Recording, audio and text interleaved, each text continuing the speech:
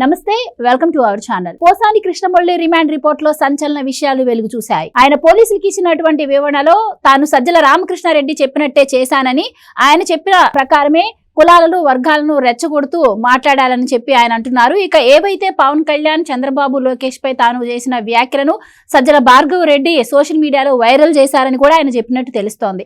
మరి దీని తర్వాత పోసాని కృష్ణమురళి ఫ్యూచర్ ఏంటి, అలాగే మరి సజ్జల రామకృష్ణారెడ్డి, సజ్జల భార్గవ్ రెడ్డి పేర్లు కూడా వినిపిస్తున్న నేపథ్యంలో తదుపరి విచారణ వాళ్ళు కూడా ఉండబోతుందా? ఈ కేసులో ఇలాంటి విషయాలు తెలుసుకుందాం. మనతో పాటు ఉన్నారు senior political analyst Madhusudan Reddy గారు. నమస్కారం సార్. నమస్తే అమ్మా. తిరిగి ఇది మళ్ళీ వచ్చి సజ్జల రామకృష్ణారెడ్డి గారి దగ్గరికే చేరింది. అంటే గతం నుంచి కూటమి ప్రభుత్వం చెబుతూనే ఉంది దీని వెనక సజ్జలు ఉన్నారు, సజ్జల రామకృష్ణారెడ్డి, సజ్జల భార్గవ్ రెడ్డి అని చెప్పి. కానీ వైసీపీ దాన్ని ఎప్పుడు కూడా తోసిపుచ్చే ప్రయత్నమే చేసింది. కానీ ఈసారి డైరెక్ట్ గా పోసాని కృష్ణమురళి సజ్జలు చెప్తేనే ఇదంతా చేశానని చెప్తున్నారు. మరి ఈ కేసు అయితే ఇప్పుడు దీంతో ఒక కీలక మలుపు తిరిగిందని అనుకోవచ్చు. మరి నెక్స్ట్ సజ్జల రామకృష్ణారెడ్డి, సజ్జల భార్గవ్ రెడ్డిని కూడా విచారించే అవకాశం ఏమైనా ఉంటుందంటారా? ఏం జరగబోతుందంటారు? అంటే పోసాని కృష్ణమురళి గురించి మీరు అడిగారు. అతను మంచి రైటరు, మంచి డైరెక్టరు, మంచి క్యారెక్టర్ ఆర్టిస్టు, మంచి విజ్ఞానవేత్త. రెండోది పరుశుగురి భద్రత దగ్గరుండి ఎలా రాయాలో కూడా తెలుసుకున్నాడు. కాకపోతే ఏంటంటే మనం ధనం మిదం జగత్ అంటారు కదా, డబ్బులు కాసిపడి, పదవులు కాసిపడి చేయాల్సిన పనులన్నీ చేశాడు. అందువల్ల నేనంటుండే మాట ఏంటంటే, ఇంకా మన పోసాని మురళి కాదా చాలా విషయాలు రాబట్టాలంటే నేను ఒక మంచి సజెషన్ ఇస్తా జైలర్కి. ఎందుకంటే భక్తహరి సుభాషితాలు అనే ఒక పుస్తకం ఉంటుంది, తెలుగులో ఏనుగ లక్ష్మణ కవి ట్రాన్స్లేట్ చేశాడు. కాబట్టి అతను విజ్ఞానవంతుడు. కాబట్టి ఏడన్నా పుస్తకం కానీ దొరికితే జైలర్ గారు ఆ పుస్తకాన్ని ఇయ్యాల చదవమంటే. భక్తహరి సుభాషిత త్రిశతి అంటారు. సుభాషిత త్రిశతి అనే పుస్తకం ఎత్తుకొని పోయి ఇచ్చేయండి, ఈ 14 రోజు రిమైండ్లో చదువుకుంటాడు. అతను ప్రాయశ్చిత్తం పడి నిజాలు మొత్తం కక్కేస్తాడు. కొట్టబళ్ళ తిట్టబళ్ళ ఏం జల్లిబళ్ళ ఆల్రెడీ కక్కేశాడు కదా, ఉన్న నిజాలు మొత్తం చెప్పేశాడు. ఎందుకంటే ఒక మాట నేను చెప్తానమ్మా, భక్తహరి సుభాషిత త్రిశతిలోని ఒక మంచి పద్యం ఉంది.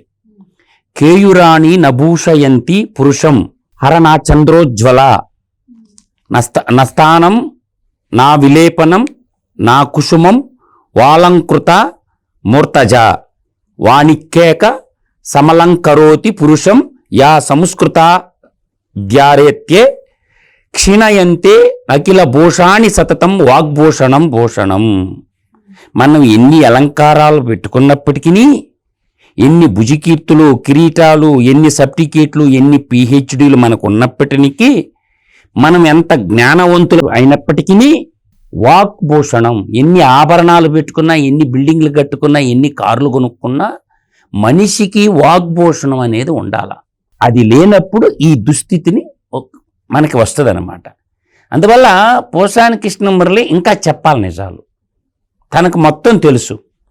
ఆంధ్రప్రదేశ్ ఫిల్మ్ డెవలప్మెంట్ కార్పొరేషన్ చైర్మన్గా ఉంటూ 3,82,000 రూపాయల జీతం ఆయనకి నెలకి. ఎంత? 3,82,000 రూపాయల జీతం తీసుకుంటూ ఫిలిం ఇండస్ట్రీని ఏ విధంగా డెవలప్ చేయాలా, ఫిలిం ఇండస్ట్రీ ద్వారా ఎంప్లాయ్మెంట్ ఎలా క్రియేట్ చేయాలా, ఫిలిం డెవలప్మెంట్ కార్పొరేషన్ ద్వారా రాష్ట్రానికి ఆదాయం ఏ విధంగా తేవాలా, ఇలాంటి విషయాలన్నీ పక్కన పెట్టేసి పవన్ కళ్యాణ్ని, చంద్రబాబు నాయుడిని, తర్వాత లోకేష్ గారిని తిట్టడానికి తన యొక్క పాండిత్యాన్నంతటిని జోడించి వాడాడు. చూసావా? అంటే అంత పెద్ద విజ్ఞానవంతుడివి ఎలా నీవు ప్రవర్తించావు, దేనికోసం ప్రవర్తించావు, ఎందుకురా నీకు ఆ కర్మ అని నేను అంటుండా. మంచి విజ్ఞానవంతుడే కదా, మంచి జ్ఞానవంతుడే కదా, మంది పండితారాధ్యుడే కదా. ఒక మాట తీరు అలా ఉంటుంది, కానీ కొంత సహాయం చేసే గుణం కూడా ఉండేది వాడు కాడ, దయాగుణం కూడా ఉండేది. కానీ దొంగలతో ఎప్పుడైతే సామాసం, దొంగలతో ఎప్పుడైతే స్నేహం చేయటం ఆరంభించాడో ఈడు కూడా మారిపోయింది అన్నమాట. అంటే నలుగురు మంచోళ్ళ మధ్య ఒక చెడోడుగా జాయిన్ అయితే వాడు మంచోడుగా మారిపోతాడు. చెడ్డ వ్యక్తుల్లోకి ఒక మంచి వ్యక్తి పోతే ఈడు కూడా చెడైపోతాడు. అందువల్ల నువ్వు ఎవరితో సామాసం చేశావు, దేశద్రోహులతోటే, సంఘ విద్రోహ శక్తులతోటే దేశ సంపదను, జాతి సంపదను దోచినటువంటి దొంగలతో నువ్వు సావాసం చేయబట్టి ఈరోజు అంటే ఆర్థిక ఉగ్రవాదిగా ఉన్నటువంటి వాడితో నువ్వు సావాసం చేయటం వల్ల వాడు జైలుకు పోయిచ్చుండు కాబట్టి నువ్వు కూడా జైలుకు పోవచ్చు. ఇప్పటికే తత్వం బోధపడింది. ఆధారాలు ముందు పెట్టి చూపించడం వల్ల పశ్చాత్తాపడి మొత్తం జడ్జి ముందు ఒప్పుకున్నాడు. రిమాండ్ రిపోర్ట్లో అదే ఉంది. వాళ్ళు రాసిచ్చింటే వాళ్ళు చెప్తే నువ్వు ఇంత ఇప్పుడు సజ్జల రామకృష్ణారెడ్డి అని బిజ్జల దేవుడైనటువంటి మిల్లెట్ రెడ్డి కంటే డబల్ ట్రిపుల్ ఎడ్యుకేషన్ ఉండేవాడు. మిల్లెట్ రెడ్డి అంటే బిఏ చదువుకున్న, కేవలం బిఏనే చదివింది మిల్లెట్ రెడ్డి. బిఏ చదువుకున్న బేవర్స్ కంటే నీకు పిహెచ్డీలు ఎన్ని ఉన్నాయా? ఎంత విజ్ఞాన కోరుడా. ఇప్పుడు పోసాన కృష్ణమురళికి కానీ ఒక 230 రూపాయలు పెట్టి 500 పేజీలు బండిలు ఇండి తెల్లారాలకు రాసేస్తాడు. మంచి రాస్తాడు, మంచి మాటలే రాస్తాడు, మంచి కవితా సంకలనము మంచివాడు. కానీ ఎవరితో సావాసం చేసిండు? దొంగలతో సావాసం చేసిండు. కాబట్టి ఆ డబ్బులు ఇస్తేదంటే అది మాట్లాడతా. అందువల్ల ఇప్పుడు చెడపొకరా చెడేవు, నిన్నించి నేను చెడితిని, నిన్నించి నేను చెడితిని. ఆ స్టేట్మెంట్ని ఆధారంగా సజ్జల రామకృష్ణారెడ్డిని, సకల శాఖల మంత్రిని, మిల్లెట్ రెడ్డిని ఇమ్మీడియట్గా కూటమి ప్రభుత్వం అరెస్ట్ చేయాలి. ఈ రాష్ట్ర నాశనం కావటానికి, రాష్ట్రంలో ఉన్న వాక్ స్వాతంత్రాన్ని హరించవేయబడ్డానికి, ఈ మొత్తానికి కారణం వాడే. రాష్ట్రం సర్వనాశనం కావటానికి కానీ, రాష్ట్రం సర్వనాశనం అయిపోవటానికి కారణం వాళ్ళ తండ్రి కొడుకులే అని మాత్రం అందరికీ తెలుసు. సజ్జల రామకృష్ణారెడ్డి వాడు కొడుకో సజ్జల భార్గవరెడ్డి. ఈ ఇద్దరు బాడుకోవాలని 4 పెరిగితే వాళ్ళకి ఏంటంటే దురదకుంటాకని ఒకటి ఉంటుంది పల్లెల్లో, అది పూస్తే చాలు వాళ్ళు కొట్టబడలే తిట్టబడలే. వాడికి ఏంటంటే ఆ దురదకుంటాకు కానీ రుద్దితే బాగా పైనుంచి కిందక అప్పుడు నిజాలకు ఎక్కేస్తారు. వాళ్ళు కొట్టొద్దు తిట్టొద్దు, పల్లెల్లో దురదకుంటాకు దొరకద్ది. ఆ రసం పిండి పూయాల. ఇది బిజ్జల దేవుడికి, మిల్లెట్ రెడ్డికి, వాడు కొడుకు ఇద్దరికి పూస్తే ఇంకా రోజు వస్తానే ఉండాలి దురదకుంటాకు, అప్పుడు బయటకు వస్తుంది. అందువల్ల రాష్ట్రాన్ని సర్వనాశనం చేసిన వాళ్ళలో ఈ టోల్గేట్ రెడ్డి అంటారు. ఇన్ని ఏమంటారు? మనం కారు పోవాలంటే టోల్గేట్ కడతారు కదా అమ్మాయి, అట్లా టోల్గేట్ రెడ్డిడు. అందువల్ల ఆ నుంచి బయటకు వచ్చినాడు ప్రతి వాడు అదే మాట అంటుండ్రు. లేదా పోసాని అన్నాడంటే తీసేయి, వాడంటే కమ్మోళ్ళతో తిట్టించడం, తర్వాత కాపులతో తిట్టించడం. కమ్మోళ్ళ తిట్టాలంటే 3, ఒకడు కొడాల నాని, గుడివాడు గుట్కా నాని, కొడాల వెంకటేశ్వరరావు, ఇంకోడు వంశీ, వాడు ఒక కమ్మోడు, ఏ పోసాని ఒక కమ్మోడు. కమ్మోళ్ళ తిట్టాలంటే వీళ్ళు 3 ప్రయోగించేవాడు. కాపుల్ని పవన్ కళ్యాణ్ తిట్టాలంటే వాడిని మచిలీపట్నం నుంచి నానీలు, ఇంకొక 3 నానీలు ఉన్నారు. ఇప్పుడు ఆ 3 నానీలు ఉన్నారు కాబట్టి వాళ్ళ చేత తిట్టించేవాళ్ళు. ఎవరు? మన నాని అని ఇంకొక ఆయన జర్నలిస్ట్ ఉన్నాడు, అతని చేత పేరుని వెంకటరామయ్య కొడుకు ఇంకొక నాని ఉన్నాడు, ఇది మచిలీపట్నం బందర్లడ్డు, ఆ చేత తర్వాత ముద్రగడ్డ పద్మనాభం. వాళ్ళక అట్లా ఏ కులాన్ని ఆ కులంతో తిట్టించేవాడు. అందువల్ల నేననేది ఏంటంటే ఈ వర్గ విభేదేశాలు సృష్టించినందుకు కారణంగా ఇవాళ 111 సెక్షన్ పెడితే వాళ్ళ చెట్టు కింద ప్లేడరు, పోరంపోకు పొన్నవోలు, చెట్టు కింద ప్లేడరు కోవూరోడు, ఆ పోరంపోకోడు ఏమంటున్నాడు, ఈ పెట్టి ఎట్ట పెడతారు బెయిల్రావు, ఈ పెడితే సెక్షన్లు అంటున్నాడు. అంటే ఏంటి? గ్రూపుగా సమూహంగా చేసిన నేరాలు ఇవి. కాబట్టి ఆ 111 పెట్టకుండా ఎట్టుంటారు? పెడతారు 111. అది పెట్టకూడదంట, 111 పెట్టకూడదంట. ఆయన చెప్తుండడు కోవూరులో ఉన్న చెట్టు కింద ప్లేడరు పోరంపోకు పొన్నవోలు చెప్తా ఉండడు. అంటే వీళ్ళంతా ఐటీ యాక్ట్ పనిచేయదంట. ఇప్పుడు సోషల్ మీడియాలో పోస్టులు ఐటీ యాక్ట్ కింద దేని కిందకు వస్తాయి? ఐటీ సెక్షన్ కిందకే వస్తాయి అయ్యి. తర్వాత 111 బిఎన్ఎస్ భారత న్యాయ సమితి 111 పెడితే అది పెట్టడానికి లేదంటాడు పొన్నవోలు. అంటే కేసుల సంగతి ఎలా ఉన్నా కూడా అసలు ఎప్పుడో 2015లో ఆయన మాట్లాడిన కేసులకి, లేకపోతే గత సంవత్సరం మాట్లాడిన వాటికి ఇప్పుడు ఎలా కేసులు పెడతారని చెప్పి ఆయన తరపు లాయర్లు అంటున్నారు. అబ్బబ్బబ్బబ్బబ్బా, తప్పమ్మా. అంటే మీ జలగన్న గవర్నమెంట్లో ఎవడన్నా కేసు ఇస్తే తీసుకున్నారా? మాట్లాడినోడు ప్రతి ఓడి మీద ఎస్సీ అట్రాసిటీ కేసులు పెట్టారు కదా. ఇప్పుడు జలగన్న కలికాల జగన్నాసురుడు కాలంలో ఎవడన్నా కేసు ఇస్తే కేసు కూడా రిజిస్టర్ చేస్తారా? అయ్యో రామా, ఎప్పుడైతేనేమో మాట్లాడిండా లేదా? ఇది కదా వ్యాలిడ్ పాయింట్. అంటే అప్పుడు మనోభావాలు దెబ్బతిన్నకుండా ఇప్పుడు గుర్తొచ్చినాయా అని చెప్పి అప్పుడు కేసిస్తే తీసుకుంటే కదంటమ్మా. యాదవ మాటలు, కన్నింగ్ మాటలు, కాకమ్మ మాటలొద్దు, కాకమ్మ కబుర్లొద్దు. అయితే ఇప్పటికే సజ్జల భార్గవ్ రెడ్డి మీద కూడా పోసాని కృష్ణమురళి చెప్పినట్టు తెలుస్తోంది. ఆయన ఏమో ఇప్పటికే పలు కేసులు ఆయన ఎదుర్కొని అజ్ఞాతంలో ఉంటున్నారు. మరి దీని తర్వాత ఏం జరగబోతున్నారు? వాళ్ళకి ఏమైనా నోటీసులు వెళ్ళే ఛాన్స్ ఉంటుంది? ఖచ్చితంగా వెళ్తాయి నోటీసులు, no doubt at all. Millet రెడ్డికి, టోల్గేట్ రెడ్డికి, బిజ్జల దేవుడికి, సకల శాఖల మంత్రికి నోటీసులు పోవటం, వాడికి వాడి కొడుక్కి ఇద్దరికి పోతాయి, నో డౌట్ ఎట్ ఆల్. ఇంకోటి చెప్తామ్మా, సంఘ పురోగతికి నీతి చాలా ముఖ్యం. న్యాయ మార్గంలో నడిచినప్పుడు జాతి ఖ్యాతి పెరుగుద్ది, దుర్మార్గంలో పెరగదు. అందుకే మన పెద్దలు ఏం చెప్పారు? రామాయణ, భారత, భాగవతాది గ్రంథాలలో మంచి చెడులని నిక్షిప్తం చేశారు. మన పెద్దలు ఎందుకు చెప్పారు? రామాయణం ఎందుకు చెప్పారు మన పెద్దలు? మహాభారతం ఎందుకు చెప్పారు మన పెద్దలు? భాగవతాన్ని మనకి ఎందుకు బోధించారు చెప్పండి? ఈ 3 నీతి శతక పద్యాలు ఎందుకు చెప్పారు? ఈ బ్లాక్ బుక్ బ్యాచ్ అనేది తెలుసుకోండి రా బాయ్.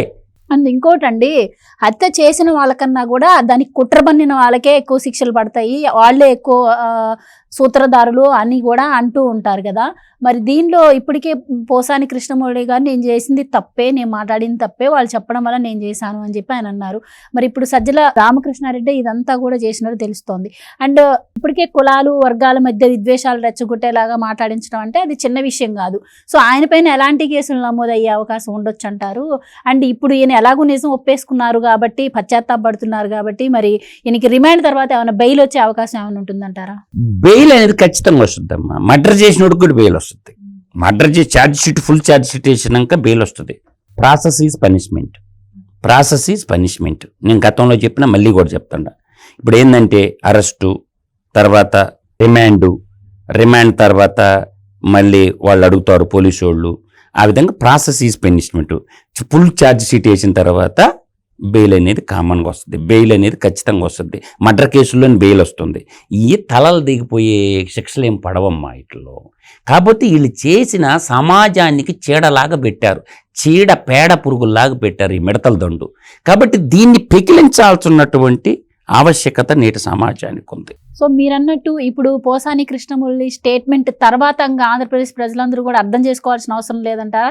ఇప్పటి వరకు అంటే పార్టీలు ఒకరిపై ఒకళ్ళు ఆరోపణలు చేసుకోవడం సహజం, కానీ ఇప్పుడు మురళి గారే డైరెక్ట్గా చెప్పారు అంటే రాష్ట్రంలో ఇప్పటి వరకు ఏవైతే జరిగాయో వాటిల్లో ఎక్కడైతే సజ్జల రామకృష్ణారెడ్డి గారి పేరు వినిపిస్తోందో నిజంగానే వాటన్నిటి వెనక ఆయన ఉండే అవకాశం ఉంటుందంటారా? 100% మిల్లెట్ రెడ్ లేకుండా, టోల్గేట్ రెడ్ లేకుండా, సకల శాఖల మంత్రి లేకుండా ఇది జరగల. ఎందుకంటే వాడు జర్నలిస్టు కాబట్టి వాడికి తెలుసు అవన్నీ. వాళ్ళ ఇంటికి పట్టిన శనిదేవుడు అని విజయమ్మ చెప్పింది. మా ఇంటికి పట్టిన శనిదేవుడు, శనిగాడు అన్నది విజయమ్మ. నేనన్న మాట కదమ్ము. ఇప్పుడు నేను ఒక 3 సూత్రాలు చెప్తాను. ఎమ్మెల్యే పదవిలోనూ, ఒక మంత్రి పదవిలోనూ కాకుండా ఒక ప్రభుత్వానికి సలహాదారుగా ఉన్నారు. సలహాలు అంటే ఆయన మంచి సలహాలు ఇస్తేనే ప్రభుత్వం సన్మార్గంలో ముందుకెళ్తూ ఉంటుంది. అలాంటి వ్యక్తి ఈ విధంగా కులాలు, వర్గాల మధ్య విద్వేషాలు రెచ్చగొట్టేలా వ్యాఖ్యలు చేస్తే అసలు ఏమనుకోవాలంటారు? నేను అనేది ఏంటంటే కురువంశం నిర్వంశం కారటానికి కారకుడునమ్మా. ఇప్పుడు కురువంశం నిర్వంశం అయింది కదా. భారతదేశాన్ని పరిపాలించినటువంటి వంశాల్లో కురువంశం ఒకటి. ఎప్పుడైతే పాండురాజు ధృతరాష్ట్రుడు సుయోధనుడికి సలహాదారుడు ఎవరున్నారు? శకుని మామ ఉన్నాడు. మీకు అర్థం కామా? సుయోధన సార్వభౌముడికి సలహాదారుడు ఎవరు? శకుని మామ. ఆడేమైంది? ఆ సామ్రాజ్యం కురువంశం నిర్వంశం అయింది కదా. అటువంటోడేనమాట ఈ బిజ్జల దేవుడు, ఈ సకల శాఖల మంత్రి, ఈ టోల్గేట్ రెడ్డి అటువంటోడనమాట. మహాభారతంలో శకుని ఏ పాత్ర పోషించుండో ఆ యువజన శ్రామిక రైతు పార్టీ, కుటుంబ పార్టీకి ఈడు సలహాల వల్ల వాళ్ళు కూడా అదే పరిస్థితి అయిపోయింది. వాళ్ళ వంశం కూడా నిర్వంశం కావటానికి ప్రథమ కారకుడు నాటి మహాభారత కాలంలో శకుని ఎటువంటి వాడు. నేటి కలికాలంలో ఈ 21వ శతాబ్దంలో ఈ సకల శాఖల మంత్రి, ఈ బిజ్జల దేవుడు, ఈ టోల్గేట్ రెడ్డి, ఈ మిల్లెట్ రెడ్డి, ఈడు కారణమైంది అనమాట వాళ్ళ కుటుంబ పతనానికి. అందుకే నేను ఒక మాట చెప్తానమ్మా, ఒక 4 పాయింట్లు చెప్తా, ప్రజల్లోకి పోవాలా. ముసలి కోరల నడుమ ఉండే మణినైనా బలవంతంగా పికిలించవచ్చు. ఇది కూడా భక్త మహర్షి చెప్పింది, నా సొంతది కాదు. అలలు భయంకరంగా ఉధృతంగా ప్రవహిస్తున్నటువంటి అలల నుంచి సముద్రాన్ని కూడా మనం దాటొచ్చు. కోపంతో బుస్సుకొట్టే నాగుబావును కూడా హారంగా పూలదండంగా ధరిస్తాం. శివుడు మెడలో నాగాభరణం లాగా ఉంటుందన్నమాట. తర్వాత చెప్తుంటే పట్టుదలతో ప్రయత్నిస్తే ఇసుక నుండి కూడా తైలం తీయొచ్చు మనం, అవునా కాదా?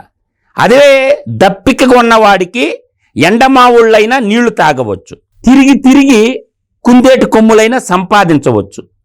కుందేలు కొమ్ములు ఉండవు కానీ అయ్యైనా చెప్పవచ్చు. అట్లాగే ఏంటంటే మదపటేనుగుని తామర తూట్ల దారంతో బంధించాలనుకోవటం. మొదట ఏంటంటే తామర తూట్లు ఓరని తునిగిపోతాయమ్మా, బంధించగలమా? తర్వాత దిరిసిన పువ్వు కొనతోటే వజ్రాన్ని కొయ్యగలమా? కొయ్యలేం. అదేవిధంగా ఉప్పు సముద్రంలో ఒక తేనె పుట్టేసి మంచినీళ్ళగా మార్చగలమా? అట్లానే మూర్ఖులైనటువంటి వాళ్ళని మనం రంజింపజేయలేం. మూర్ఖుల్ని ఎవడో బాగు చేయలేడు. అందువల్ల పశ్చాత్తాపాన్ని మించిన ప్రాయశ్చిత్తం లేదు. వాళ్ళ మూర్ఖులమ్మా, సంఘ విద్రోహ శక్తులు, ఆర్థిక ఉగ్రవాదులు, ధన వ్యామోహంతో, అధికార మదంతో, వాళ్ళకి ధన మదం, అధికార వ్యామోహం, ఈ రెండు తప్ప ఇంకేం అవుపాడు. అందువల్ల నేను చెప్పినటువంటి బాగా అర్థం చేసుకోండి.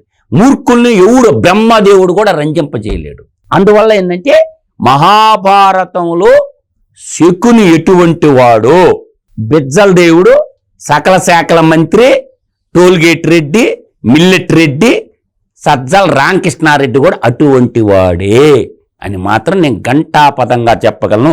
అటువంటి దుర్మార్గుడు సంఘంలో ఉండటం సంఘానికి శ్రేయస్కరం కాదు. వాడిని కూడా ఎత్తి బొక్కలో వేయాలి. అప్పుడే తెలుగు నేల పరిపూర్ణంగా ఉంటుంది. రైట్ అండి, థ్యాంక్ యూ. నమస్కారం.